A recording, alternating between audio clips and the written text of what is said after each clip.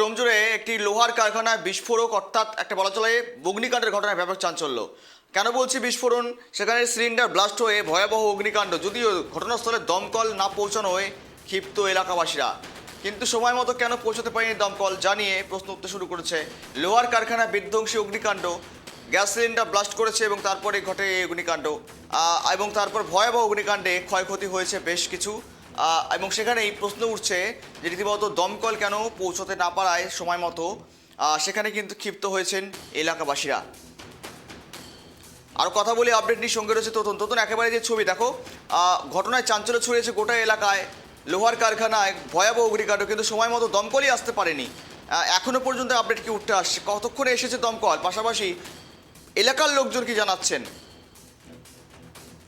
দেখো, তোমাকে বলে রাখি, যখন ডোমজুড়ে আগুন লাগে তখন এলাকাবাসী সঙ্গে সঙ্গে দমকল এবং পুলিশকে খবর দেয়। যদিও সময় মতো পুলিশ আসলো, কিন্তু যাদের সব থেকে বেশি প্রয়োজন দমকল বাহিনী, তারাও 2 ঘন্টা পেরিয়ে যাওয়ার পরেও আসেনি।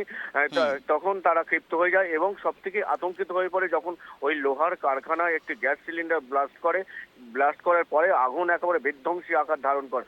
তারপরেই মানুষ আরো আতঙ্কিত হয়ে পড়ে এবং যখন 2 ঘন্টা পেরিয়ে যায় দমকল কর্মী না এসে পৌঁছায়, এলাকার মানুষ ক্ষিপ্ত হয়ে যায় এবং পুলিশকে প্রশ্ন করতে থাকে যে কেন দমকল বাহিনী এখনো এসে পৌঁছায়নি। এলাকার মানুষ নিজেরা জল দিয়ে আগুন নেভাতে থাকে। সেখানে জলাশয় খুব কম রয়েছে, টিউবওয়েল বা নিজের বাড়িতে যা জল ছিল সেই সব বার করেছে এবং অন্য একটা জায়গা থেকে কলের মধ্যে পাইপ লাগিয়ে একজনের বাড়ি, সেখান থেকে জল দেওয়ার চেষ্টা করে। কিন্তু দমকল কেন এসে পৌঁছায়নি?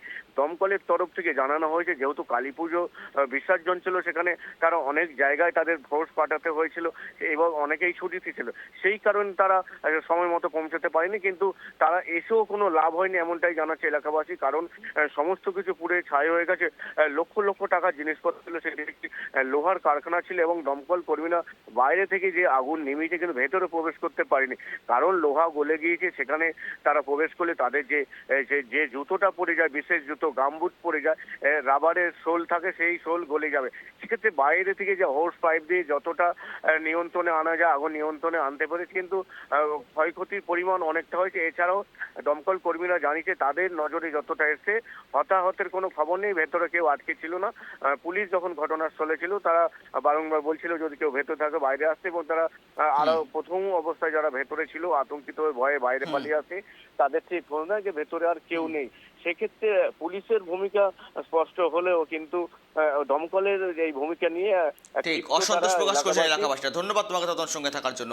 ডোমজুড়ের ঘটনায় অসন্তোষ প্রকাশ করছেন এলাকাবাসীরা। সময় মতন ইঞ্জিন না পৌঁছানোয় ভয়াবহ রূপ নেয় সে আগুন এবং তারপরে ক্ষয়ক্ষতির পরিমাণ অত্যন্ত বেশি হয়ে দাঁড়ায়। ঘটনা তদন্ত শুরু করেছে ডোমজুড় থানার পুলিশ।